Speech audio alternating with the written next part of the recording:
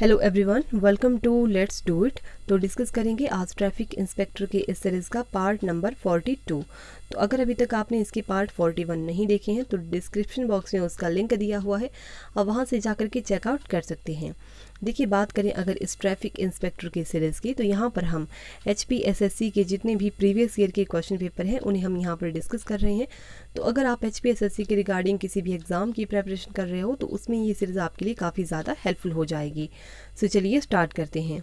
सो यहाँ पर हमारा फर्स्ट क्वेश्चन है, भारत में नवपाषाण काल इससे पूर्व नहीं था। तो देखिए, भारत में नवपाषाण काल की अगर हम बात करें तो नवपाषाण काल का टाइम पीरियड था 5000 ईसा पूर्व से लेकर के 3000 ईसा पूर्व तक। सो ऑप्शन यहाँ पर इसका डी राइट आंसर हो जाएगा 6000 BC। नेक्स्ट क्वेश्चन है, निम्न में से कौन सा हड़प्पा काल के दौरान गुजरात का भीतरी शहर था। आपसे यहाँ पर पूछा गया है गुजरात का भीतरी शहर। सो ऑप्शन यहाँ पर इसका बी राइट आंसर हो जाएगा रोज डी। देखिए, ऑप्शन डी को देखकर आपको कंफ्यूज नहीं होना है लोथल, क्योंकि लोथल जो है ये भी पड़ता है गुजरात में। लोथल जो था ये एक गोदीवाड़ था या एक बंदरगाह था, जिसे हम बंदरगाह भी कहते हैं। यहाँ से जो था विदेशों में व्यापार होता था। कालीबंगा की अगर हम बात करें तो ये पड़ता है राजस्थान में, और कालीबंगा से क्या क्या मिला है, तो यहाँ से मिला है काले रंग की चूड़ियाँ और जुते हुए खेत के साक्ष्य। बनावली की अगर हम बात करें तो ये पड़ता है हरियाणा में। तो देखिए, क्वेश्चन नंबर 2 का राइट आंसर क्या हो जाएगा, ऑप्शन बी यहाँ पर इसका राइट आंसर हो जाएगा। नेक्स्ट क्वेश्चन है, अमरी संस्कृति फली फूली। तो देखिए, अमरी संस्कृति जो थी ये सिंध में फली फूली थी। ऑप्शन यहाँ पर इसका डी राइट आंसर है। नेक्स्ट क्वेश्चन है, आरण्यक अथवा वन ग्रंथ स्वरूप संबंध है। तो देखिए, आरण्यक अथवा वन ग्रंथ स्वरूप किससे संबंध है, ये है ब्राह्मण से। ऑप्शन यहाँ पर इसका ए राइट आंसर हो जाएगा। नेक्स्ट क्वेश्चन है, जैन समृद्धि के अनुसार महावीर के तात्कालिक पूर्ववर्ती कौन था। तो ये कौन थे, ये थे पार्श्व। ऑप्शन यहाँ पर इसका ए राइट आंसर हो जाएगा। देखिए, पार्श्व जो थे ये जैन धर्म के 23वें तीर्थंकर थे, और महावीर जो थे ये जैन धर्म के 24वें तीर्थंकर थे। अच्छा, कई बार आपसे क्वेश्चन में पूछ लिया जाता है कि पार्श्व जो थे जैन धर्म के 23वें तीर्थंकर जो थे उनका प्रतीक चिन्ह क्या था। तो देखिए, पार्श्व जो थे इनका प्रतीक चिन्ह था सर्प, और जैन धर्म के ये 24वें तीर्थंकर हैं महावीर, इनका प्रतीक चिन्ह क्या था, तो इनका प्रतीक चिन्ह क्या था, ये था सिंह। तो देखिए, क्वेश्चन नंबर 5 का यहाँ पर राइट आंसर क्या हो जाएगा, ऑप्शन यहाँ पर इसका ए राइट आंसर हो जाएगा। और देखिए, ऋषभ की अगर हम बात करें, ऋषभदेव जो थे वो जैन धर्म के प्रथम तीर्थंकर थे, और उनका प्रतीक चिन्ह क्या था, तो ये था सांड। तो ये वाला पॉइंट भी आपको ध्यान में रखना है। नेक्स्ट क्वेश्चन है, कौन सा मौर्य शासक अमित्रघट नाम से भी जाना जाता था। तो देखिए, बिंदुसार जो था इसे अमित्रघट के नाम से जाना जाता था।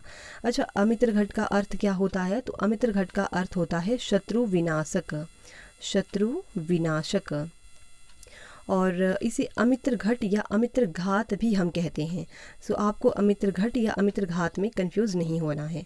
अच्छा, बिंदुसार जो थे आजीवक संप्रदाय को मानने वाले थे बिंदुसार, और ये जो बिंदुसार है इन्हें वायु पुराण में भद्रसार के नाम से पुकारा गया है, और जैन ग्रंथों में इन्हें किस नाम से पुकारा गया है, तो जैन ग्रंथों में इन्हें सिंहसेन कहा गया है। तो ये वाला पॉइंट भी आपको ध्यान में रखना है। नेक्स्ट क्वेश्चन की बात करते हैं, सातवाहन राजवंश का संस्थापक कौन था। तो देखिए, सातवाहन राजवंश का संस्थापक कौन था, तो ये था सिमुक था सातवाहन राजवंश का संस्थापक।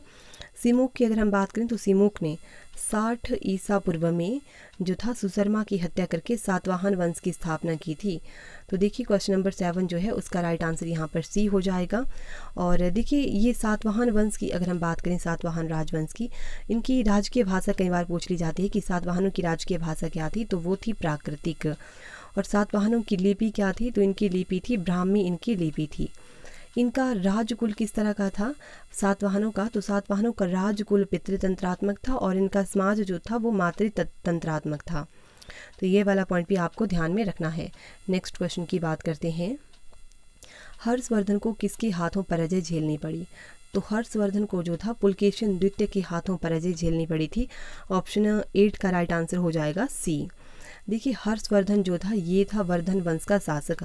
वर्धन वंश है जिसे हम पुष्यभूति वंश भी कहते हैं, तो पुष्यभूति वंश का ये शासक था। और पुष्यभूति वंश का संस्थापक कौन था, तो वो था पुष्यभूति। ठीक है, तो ये वाला पॉइंट भी आपको ध्यान में रखना है। और कई बार क्वेश्चन में पूछ लिया जाता है कि जो ह्वेन सांग था वो किसके दरबार में रहता था। तो ह्वेन सांग जो था ये आया था हर्षवर्धन के टाइम पीरियड के दौरान। और बाण भट्ट जो था ये किसका दरबारी कवि था। तो बाण भट्ट जो था ये था हर्षवर्धन का दरबारी कवि। और बाण भट्ट ने कौन कौन सी रचनाएं लिखी हैं। तो बाण भट्ट ने हर्षचरित और कादम्बरी, ये जो हैं ये बाण भट्ट ने लिखी हैं।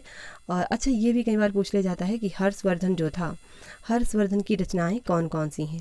तो हर्षवर्धन की रचनाएं थी प्रियदर्शिका, नागानंद और रत्नावली। तो ये वाले पॉइंट भी आपको ध्यान में रखने हैं। नेक्स्ट क्वेश्चन है, किसके शासन के दौरान दक्षिण में प्रथम मुस्लिम आक्रमण हुआ। तो किसके दौरान हुआ था। तो ये हुआ था रजिया सुल्तान के दौरान दक्षिण में प्रथम मुस्लिम आक्रमण हुआ था। ऑप्शन यहाँ पर इसका जो है इसका बी राइट आंसर हो जाएगा। अच्छा, ये जो थी रजिया सुल्तान, इसने मलिक जमालुद्दीन याकूत को जो था अमीर अखुर नियुक्त किया था रजिया सुल्तान ने। और रजिया सुल्तान के बाद शासक कौन हुआ था। तो वो हुआ था मुइजुद्दीन बहराम शाह। कौन था। मुइजुद्दीन बहराम शाह। तो ये वाला पॉइंट भी आपको ध्यान में रखना है। नेक्स्ट क्वेश्चन है, तैमूर के अनुरोध पर भारत में स्थापित राजवंश था। तो देखिए, तैमूर के अनुरोध पर भारत में स्थापित राजवंश कौन था। तो वो था सैयद वंश। ऑप्शन यहाँ पर इसका बी राइट आंसर हो जाएगा। देखिए, सैयद वंश का संस्थापक कौन था। तो ये था ख्रिज खान जो था ये सैयद वंश का संस्थापक था। और ख्रिज खान जो था ये तैमूर लंग का सेनापति था। ख्रिज खान किसका सेनापति था। तैमूर लंग का। देखिए, तैमूर लंग जो था, तैमूर लंग, उसने भारत से लौटते समय ख्रिज खान जो था उसको मुल्तान, लाहौर और दीपालपुर का शासक नियुक्त किया था। तो देखिए, क्वेश्चन नंबर 10 जो है इसका राइट आंसर हो जाएगा ऑप्शन बी। नेक्स्ट क्वेश्चन की बात करते हैं, पूर्ण मार्बल फेसिंग वाली प्रथम मुगल इमारत थी। तो ये कौन थी। ये थी इत्माद उद दौला का मकबरा। ऑप्शन यहाँ पर इसका जो है डी राइट आंसर हो जाएगा। ये जो इत्माद उद दौला का मकबरा है ये 1626 में जो था नूरजहाँ बेगम ने बनवाया था। और ये जो इत्माद उद दौला का मकबरा है इसमें बेदाग सफ़ेद संगमरमर से ये बना हुआ है। और ये पहला ऐसा मकबरा है या पहली ऐसी इमारत है जिसमें पित्रा दूरा नामक जड़ाऊ कला का इस्तेमाल किया गया है। नेक्स्ट क्वेश्चन की बात करते हैं, किस गवर्नर जनरल ने मराठा राज संघ को निर्णायक पराजय प्रदान की थी। तो ये कौन था। तो ये था लॉर्ड हेस्टिंग्स। ऑप्शन सी जो है यहाँ पर इसका राइट आंसर हो जाएगा। अच्छा, इसकी अगर हम बात करें लॉर्ड हेस्टिंग्स की, तो लॉर्ड हेस्टिंग्स जो था इसने मराठा संघ का अंत किया। और ये जो लॉर्ड हेस्टिंग्स था इसने अंतिम पेशवा बाजीराव द्वितीय को गद्दी से उतारकर कानपुर के समीप विठुर में भेज दिया था। और सितारा की गद्दी जो थी वो शिवाजी के वंशज प्रताप सिंह को दे दी थी। तो देखिए, क्वेश्चन नंबर 12 जो है इसका राइट आंसर क्या हो जाएगा। ऑप्शन सी इसका राइट आंसर हो जाएगा। नेक्स्ट क्वेश्चन की बात करते हैं, किस कवि को अकबर के काल के दौरान फारसी का प्रतिभा संपन्न लेखक माना जाता है। तो ये किसे माना जाता है। ये माना जाता है अमीर खुसरो को। ऑप्शन यहाँ पर इसका डी राइट आंसर हो जाएगा। देखिए, अमीर खुसरो की अगर रचनाओं की अगर हम बात करें, इनकी रचनाएं कौन कौन सी थी। तो इनकी रचनाएं थी एक खालिक बारी, फिर एक आती है हालत ए कन्हैया और नजरान ए हिंद। ये जो थी अमीर खुसरो की रचनाएं थी। तो ये वाला पॉइंट भी आपको ध्यान में रखना है। नेक्स्ट क्वेश्चन की बात करते हैं, 18वीं शताब्दी के उत्तरार्ध में किस राजपूत शासक ने अश्वमेध यज्ञ किया था। तो ये कौन सा शासक था। ये था सवाई जयसिंह। ऑप्शन यहाँ पर इसका बी राइट आंसर हो जाएगा। नेक्स्ट क्वेश्चन की बात करते हैं, बंगाल का प्रथम गवर्नर जनरल कौन था। तो देखिए, बंगाल का प्रथम गवर्नर जनरल जो था ये कौन था। ये था वॉरेन हेस्टिंग्स। ऑप्शन यहाँ पर इसका जो है बी राइट आंसर हो जाएगा। अच्छा, अगर आपसे पूछ लिया जाए कि बंगाल का पहला गवर्नर कौन था तो वो था रॉबर्ट क्लाइव। ठीक है, अगर हम बात करें वॉरेन हेस्टिंग्स की, इसका टाइम पीरियड क्या था। तो 1774 से लेकर के 1785 तक इसका टाइम पीरियड रहा है। और ये जो वॉरेन हेस्टिंग्स है इसके समय में जो था प्रथम व द्वितीय आंग्ल मराठा युद्ध हुआ था। और वॉरेन हेस्टिंग्स के टाइम में ही कलकत्ता में पहला मुस्लिम मदरसा स्थापित किया गया था। तो ये वाला पॉइंट भी आपको ध्यान में रखना है। नेक्स्ट क्वेश्चन की बात करते हैं, तो यहाँ पर नेक्स्ट क्वेश्चन है, डैश के दौरान भारतीय सिपाहियों ने पहली बार विद्रोह किया। तो देखिए किस युद्ध के दौरान, बक्सर युद्ध के दौरान जो था भारतीय सिपाहियों ने पहली बार विद्रोह किया था। देखिए आपको ऑप्शन सी को देख करके कंफ्यूज नहीं होना है। देखिए ऑप्शन डी ही इसका राइट आंसर होगा और ऑप्शनल आंसर की में भी इसका राइट आंसर जो है ऑप्शन डी ही दे करके रखा हुआ है, बक्सर का युद्ध। तो देखिए बक्सर का युद्ध के दौरान जो था भारतीय सिपाहियों ने पहली बार विद्रोह किया था।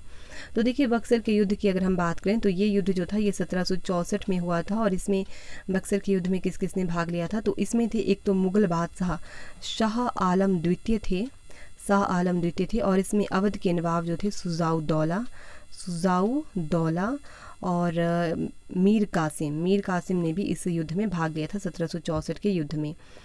और ये जो 1764 का बक्सर का युद्ध हुआ था, इसमें अंग्रेज सेनापति कौन था, तो वो था हेक्टर मोनरो जो था अंग्रेज सेनापति था। तो ये वाला पॉइंट भी आपको ध्यान में रखना है। अच्छा, एक और क्वेश्चन इससे रिलेटेड बन जाता है कि जब बक्सर का युद्ध हुआ था उसमें बंगाल का जो नवाब था वो कौन था, तो वो था मीर जाफ़र। तो ये वाला पॉइंट भी आपको ध्यान में रखना है। नेक्स्ट क्वेश्चन की बात करते हैं। तो देखिए हमारा नेक्स्ट क्वेश्चन है 1882 के कारावास भुगतने वाला प्रथम भारतीय था, तो ये कौन था, ये था सी विजय राघवाचारी। ऑप्शन यहाँ पर इसका ए जो है राइट आंसर हो जाएगा। विजय राघवाचारी का पूरा नाम है चक्रवर्ती विजय राघवाचारी। देखिए ये जो सी विजय राघवाचारी हैं, इन्हें साउथ इंडिया का शेर भी कहा जाता है। क्या कहा जाता है, साउथ इंडिया का शेर इन्हें कहा जाता है, सी विजय राघवाचारी को। और ये जो सी विजय राघवाचारी हैं, इन्होंने 1920 के नागपुर अधिवेशन में ये अध्यक्ष रहे हैं। 1920 के कांग्रेस के नागपुर अधिवेशन में अध्यक्ष कौन थे, तो ये ही थे सी विजय राघवाचारी। और ये जो 1920 का कांग्रेस का नागपुर अधिवेशन हुआ था, इसमें कांग्रेस के संविधान में परिवर्तन किया गया था। तो ये वाला पॉइंट भी आपको ध्यान में रखना है। नेक्स्ट क्वेश्चन है, भारत में कम्युनिस्ट पार्टी अस्तित्व में आई। तो देखिए भारत में कम्युनिस्ट पार्टी जो थी ये 1925 में अस्तित्व में आई थी। ऑप्शन सी यहाँ पर इसका राइट आंसर है। नेक्स्ट क्वेश्चन है, लंदन में आयोजित किस गोलमेज सम्मेलन में महात्मा गांधी उपस्थित थे। तो देखिए ये थे महात्मा गांधी जो थे ये द्वितीय गोलमेज सम्मेलन में शामिल हुए थे। ऑप्शन यहाँ पर इसका बी राइट आंसर हो जाएगा। अच्छा, अगर आपसे पूछ लिया जाए कि तीनों गोलमेज सम्मेलनों में जो था वो कौन शामिल हुआ था, तो वो थे डॉक्टर भीमराव अम्बेडकर जो थे वो तीनों गोलमेज सम्मेलनों में शामिल हुए थे। नेक्स्ट क्वेश्चन है, प्रसिद्ध भारतीय राष्ट्रीय सैन्य अभ्यास दिल्ली के लाल किले में किस वर्ष हुआ। तो ये किस वर्ष हुआ था, ये हुआ था 1945 में। ऑप्शन यहाँ पर इसका बी राइट आंसर हो जाएगा। तो देखिए आज के लिए हम इतने ही क्वेश्चंस को डिस्कस करेंगे। अब हम नेक्स्ट वीडियो में मिलेंगे। तो अगर आपको वीडियो अच्छी लगी है तो आप वीडियो को लाइक कर सकते हैं, और अगर आप इसी तरह की और वीडियोज़ पाना चाहते हैं तो आप चैनल को सब्सक्राइब कर सकते हैं। तो चलिए मिलते हैं नेक्स्ट वीडियो में। धन्यवाद।